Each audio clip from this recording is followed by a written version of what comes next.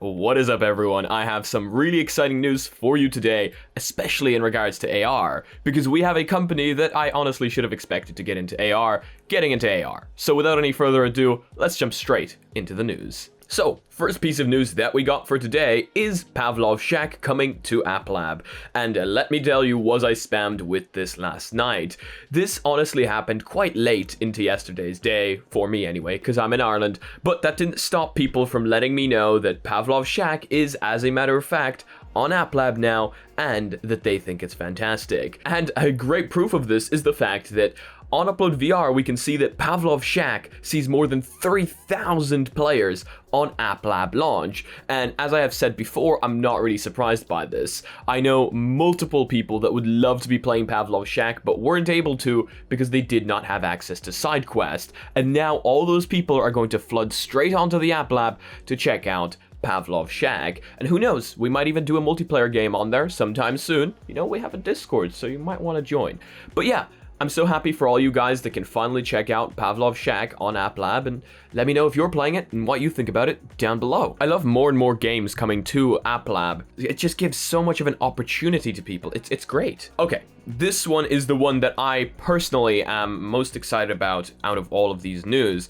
And that is AR glasses. You guys know I recently purchased the Razer smart glasses, and whether you can call them smart glasses is, as a matter of fact, debatable, because they do only play music. They have a voice assistant built in, which is actually really cool. I guess that's why they call them smart glasses. They have blue light filtering and a few other cool things, so I guess they're technically more than just audio sunglasses. But you know what? They're still not AR, and that's not good enough for us AR and VR enthusiasts. So, I'm happy to say Snapchat is back at it again. Yes, Snapchat. I don't know how many of you use Snapchat. I personally don't actually use it, but this might just get me back into it. Snapchat is preparing to launch their AR glasses dev kit this year. And you guys know, Snapchat did actually make smart glasses in the past. They had like a camera and stuff, and you could record your real life moments with them.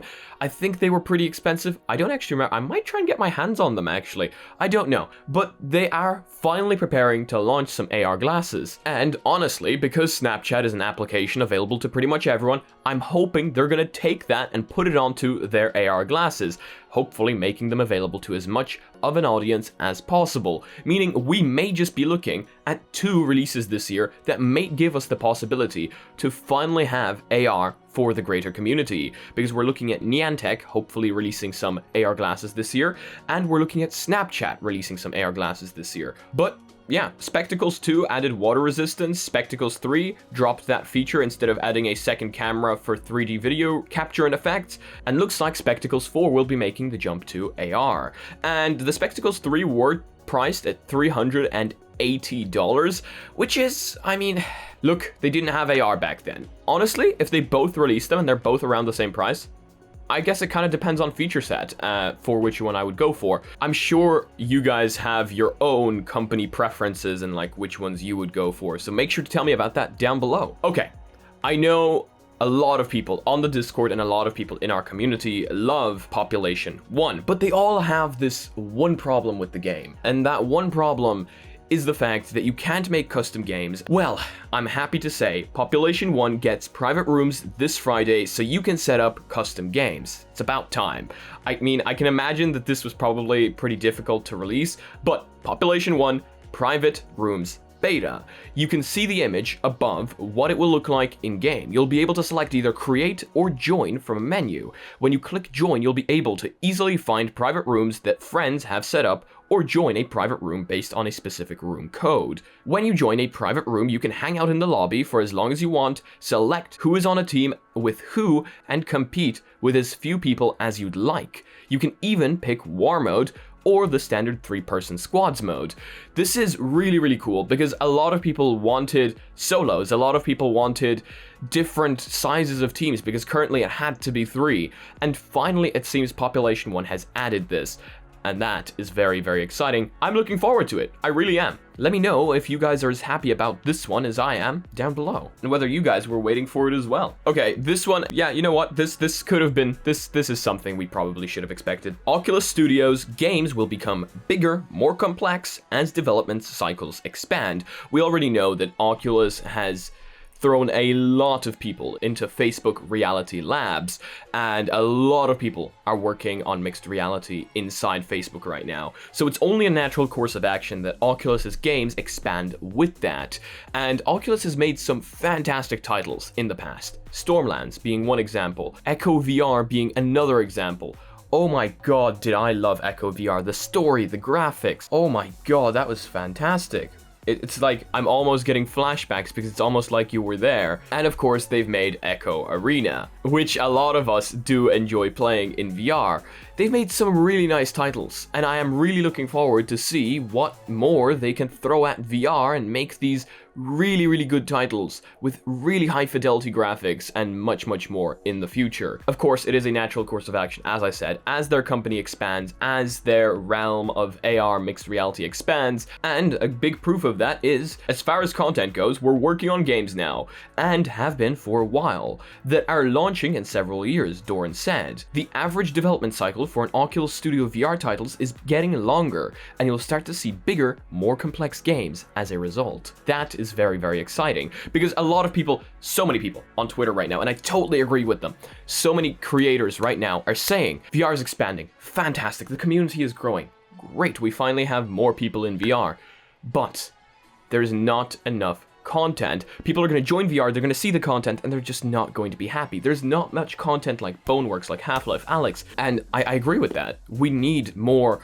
really high, long gameplay content, and I'm looking forward to seeing this. I really am. This is a development that needs to happen. It's a natural course of action for VR, and I'm looking forward to it. Now, talking about games and updates that they might be getting, No Man's Sky just got multiplayer expeditions with objectives and rewards. Now, you guys know I'm a big fan of No Man's Sky. The controls in there in VR and the spaceship are a little bit questionable, but it is a great game overall, and I would definitely recommend you guys check it out. And I am looking forward to them adding more multiplayer features, because there weren't that many multiplayer features there. I mean, you could see the other players within your game, but they weren't necessarily, like, there weren't any missions for you to complete with other players. So they're finally adding that, and that is a very exciting thing. I know a lot of you also enjoy No Man's Sky, so you know what? We may hop into there again because we have done that before.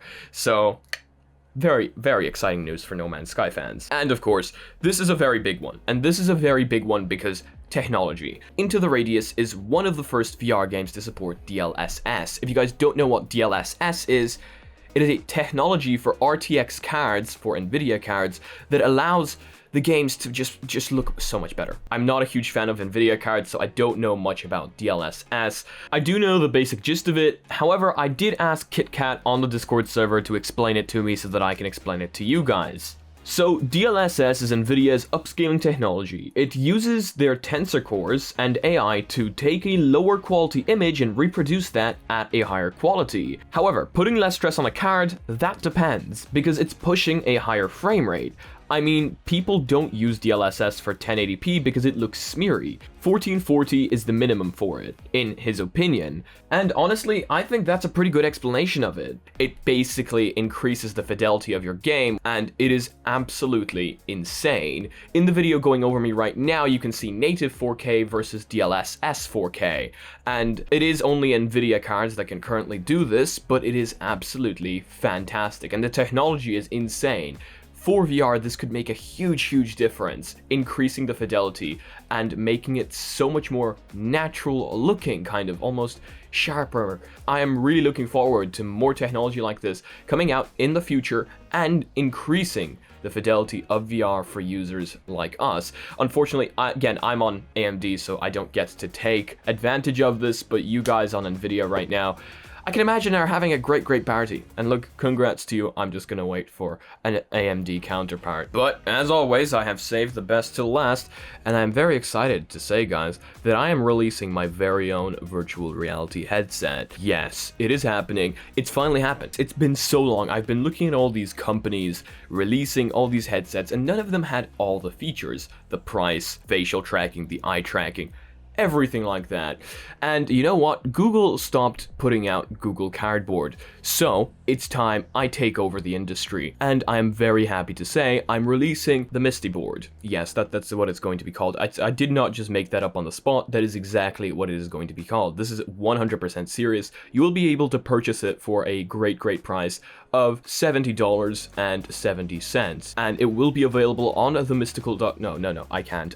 I tried to think of an April Fool's Day joke, guys. I tried. All of them were either too cruel or all of them were in relation to news, and I can't make a fake news story up because my mission is to give you guys truth. So it's so difficult to think of an April Fool's Day joke. I know I could make an entirely separate video reviewing a headset that doesn't exist, or talking about my dog like Marquez Brownlee did. And honestly, that was fantastic. That video was fantastic, but I couldn't think of anything. So all I'm gonna say is happy April Fool's Day, guys. I hope you guys have fun pranking people around you. But unfortunately, I don't have the time to release 2 videos in one day and still make it out alive. So you guys just get your daily news from me, and I hope that that's okay with you. I hope you all have a great day. Thank you so much for joining me today, and if you guys liked the video, please leave a like. If you guys disliked it, I guess this button works too, but please tell me why down in the comments section below. If you guys are not yet part of the community, make sure to join our Discord down below, make sure to join our Reddit, post some spicy memes on there. If you guys would like to support the channel in any way, shape, or form, check out mysticalstore.com, where we have absolutely sick mugs that boost your FPS by 300%, and merch that doesn't put a huge ad on your body, except this is not it. So if you guys want to be notified about future content coming up on the channel daily, make sure to smack that subscribe button with your forehead, ding my bell, and see you again in the next video. Peace.